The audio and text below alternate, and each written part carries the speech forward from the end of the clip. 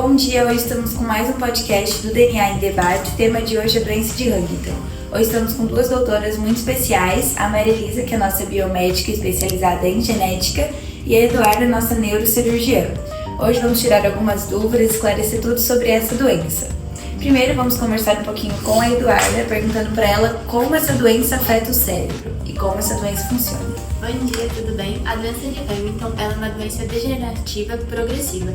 Então ela vai degenerando o cérebro de maneira progressiva e devagar até ela se agravar.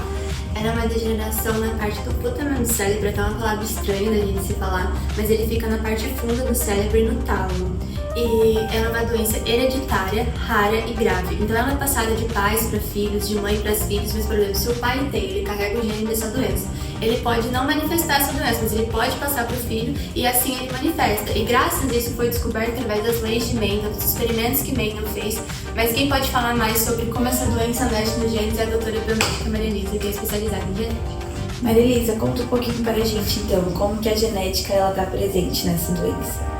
Bom, a genética está presente porque ela é aqui, né, passa de pai para filho, como a doutora Eduarda falou, a hereditariedade, e ela começa com uma proteína, ela produz uma proteína chamada angiotensina, que essa proteína, ela aumenta, ela forma anormal os tripletos, que é a forma do RNA, que é a citosina, adenina e guanina, que quando passa de 45 tripletos é diagnosticado a doença de Huntington. E me conta um pouquinho mais, vocês que entendem do assunto, quais são os primeiros sinais que as famílias, os amigos podem ficar em alerta, assim, para caso alguém próximo tenha essa doença? A doença, os primeiros sinais, na verdade, os sintomas que são causados movimentos involuntários, tanto da face dos membros inferiores e superiores. Porém, primeiro não começam com os movimentos involuntários, começam com problemas emocionais, como irritabilidade excessiva, às vezes até depressão, ansiedade, e começa com esses sintomas que vão se agravando, e também lapsos de memória. Então esses são os primeiros, são mais comuns. Podem acontecer em crianças essa doença, mas normalmente acontece em pessoas com 35 a 40 anos. Não é muito comum em crianças, mas pode ocorrer. Muita gente também confunde com Tourette, essas coisas, mas não tem nada a ver, porque essa doença, ela vai progredindo, ela vai avançando, então pode fazer que a pessoa às vezes não consiga comer sozinha, não consiga fazer essas coisas. Então o primeiro sinal é questões emocionais. E assim, essa doença, como você disse, ela é progressiva, né? Tem alguma fase mais crítica, algum ponto que você chega e fala, nossa, realmente agora chegou no ápice assim da doença? Tem uma fase mais crítica, ela começa lentamente, vai se agravando se você não faz o tratamento adequado. Ela começa leve, com questões emocionais, e os movimentos involuntários leves, eles vão progredindo, que vai chegar um momento que a pessoa não vai conseguir ter a marcha certa, andar certinho sem algum apoio, sem alguma ajuda, não vai conseguir comer porque pode ocorrer o risco de engasgar na parte da deglutição. Então vai avançando os sintomas assim, a parte mais progressiva, mas é mais pra frente. Entendi. Você disse aí de tratamento. Tem algum tratamento hoje em dia que realmente retarde a progressão, né, dessa doença ou que ajude as pessoas a terem mais qualidade de vida, mesmo com a doença? Sim, existem remédios, que o nome é até bem complicado, que é deutetrabenazina, que é a questão que pode diminuir os movimentos involuntários, não é que vai parar, ele pode retardar um pouco. E também tem a questão de se você vai no psiquiatra antidepressivos, remédios contra a ansiedade que podem te ajudar na questão emocional. E também existem tratamentos não medicamentosos, que é com profissionais. Igual a fisioterapia é um profissional muito importante, o fisioterapeuta, nessa doença. Porque ajuda o paciente a treinar a marcha, porque ele vai ter movimentos involuntários, saber como ele lidar com esses movimentos involuntários durante a marcha. Fonoaudiólogo, principalmente também em questão da deglutição, para a pessoa ela não engasgar quando ela comer. Então, manobras que ela pode fazer ou que ela não pode fazer. E também psiquiatra e psicólogos, que é a questão da questão emocional. O psiquiatra vai poder receitar os remédios, o psicólogo ele pode ajudar nas questões emocionais, como a pessoa lidar com essa doença, porque não é fácil. Você vai perder funções da sua vida que você vai fazer no seu cotidiano. Sim, vai ficar dependente, sim, né? Aí também tem a questão do neurocirurgião, que ele estuda essas partes, como está progredindo a doença, se o medicamento está funcionando ou não. E voltando também para a parte da fisioterapia, que eu me esqueci de falar, a questão também de equilíbrio e também de funções do dia a dia. Então a pessoa de tomar um banho, o fisioterapeuta vai ajudar ela nessa questão de tomar um banho, entendeu? Então é bem importante tanto medicamentos quanto não medicamentosos também, e infelizmente ainda não existe cura para essa doença. É só a questão do tratamento que retarda os sintomas e feito de maneira correta, a pessoa vai ter aquela fase mais avançada, como eu já falei, mais pra frente da sua vida. Vai ter um tempo maior, né? Ter uma qualidade de vida e um espaço, então. E vocês falaram pra gente que era uma doença hereditária. Mas assim, como que você descobre que você tá com essa doença? Existe algum teste?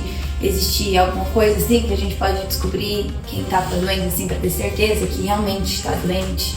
Sim, existe teste genético que, conforme as pessoas elas vão tendo esses sintomas de coreia, que é os espasmos musculares, as pessoas vão passando com neurocirurgião, com neurologista, com médicos, enfim, porque é muito ruim a pessoa ter, e ela pode ser até confundida com esquizofrenia, com...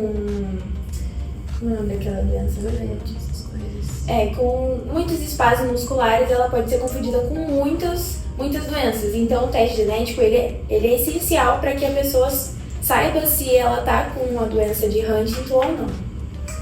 Entendi, para ela ter o diagnóstico certinho, conseguir se tratar, né? E esse apoio também da família, dos amigos, o que vocês acham? Afeta bastante, né, também o emocional da pessoa, até porque, como a doutora Eduarda falou, você perde funções básicas do seu dia a dia, como tomar um banho, comer ou até mesmo andar sozinho.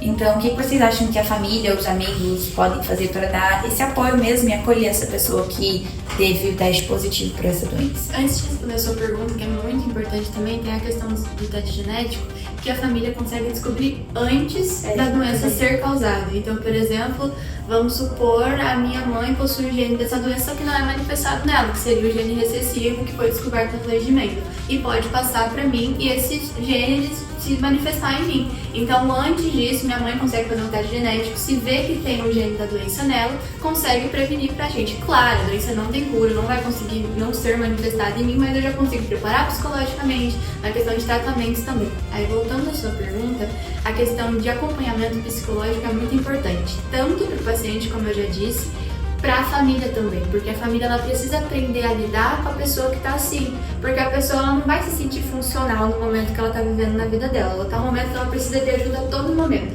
Então, no começo da doença, ela vai conseguir fazer as coisas sozinha, ela vai assustar um pouco com o que ela está vivendo, mas vai chegar uma fase que, por exemplo, ela não vai conseguir andar sem um apoio, comer sem um apoio, tomar banho sem um apoio, e a família...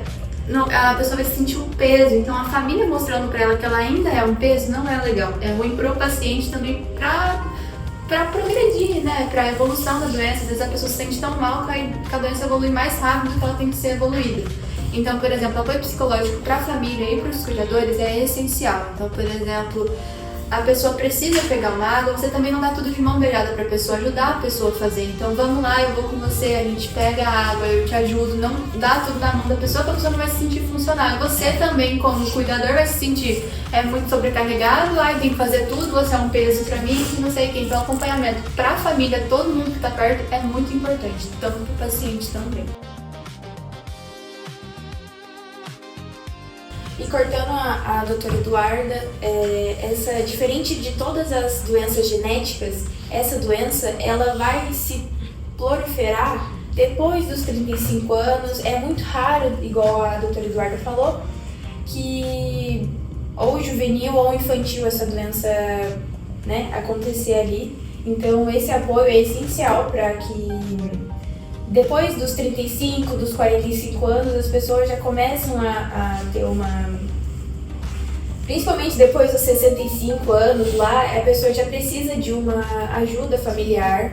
Então, depois da descoberta, né, dessa doença, a pessoa vai ficar assim mal. Então, por isso que precisa sempre desse apoio. Entendi. E só para encerrar aqui, né, os nossos conhecimentos, vou perguntar para vocês, qual pesquisa vocês acham que mais pode ajudar, o que vocês acham que mais para frente vai ter de, né, avanço na medicina para poder ajudar as pessoas que têm essa doença? Bom, as perspectivas futuras incluem a terapia genética, porque ela pode retardar os sintomas das pessoas que têm essa doença, e elas também, com medicamentos, igual o doutor falou, que esses medicamentos não vão curar a doença. Sim, eles vão retardar os sintomas e tudo que engloba nessa doença. Entendi. Muito obrigada pela presença de vocês, duas doutoras, e por todo o conhecimento espalhado pra gente, também para quem está assistindo o podcast. Muito obrigada. A gente